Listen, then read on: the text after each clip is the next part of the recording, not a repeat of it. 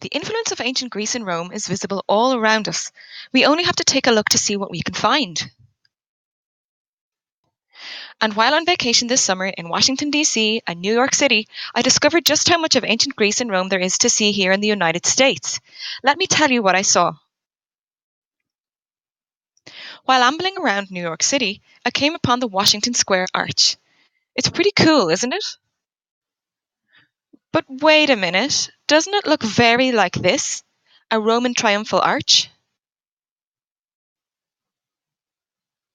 Emperor Constantine had this triumphal arch built in 315 AD to commemorate his victory at the Battle of the Milvian Bridge. It was for propaganda to promote him as emperor and also so his name would last the ages. There were many of these triumphal arches built in Roman imperial times to commemorate an emperor. And in a similar way, this arch in Washington Square built in 1892 is a dedication to George Washington. It celebrates the centennial of George Washington's inauguration as President of the United States in 1789. Pretty fascinating. Arriving in DC, I of course wanted to visit President Obama's house. Don't those columns give the facade of the building such a sense of grandeur? Well, the ancient Greeks developed a system of decorative columns to support and adorn their buildings. They are all identifiable mainly by their distinctive capitals or the tops of the columns. There is the Doric order, the Ionic order with its famous swirling volutes,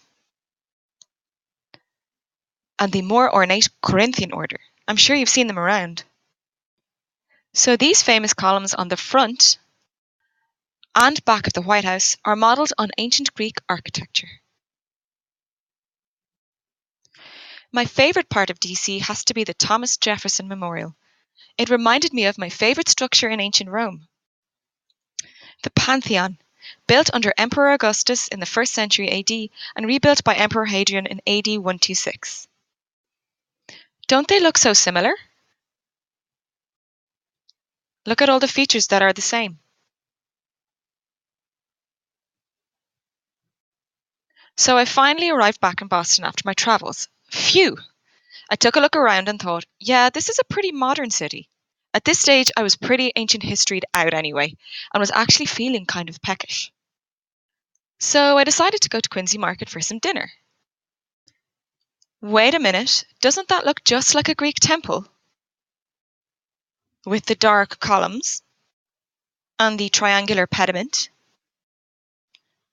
Pretty much the same as the Maison Carrée at Nîmes in France built in 2 AD. Or the really ancient Parthenon on the Acropolis built in the 5th century BC. So even in Boston we have some influences from ancient times. There really is just so much ancient history around us. Can you take a look around your city and see what you can find?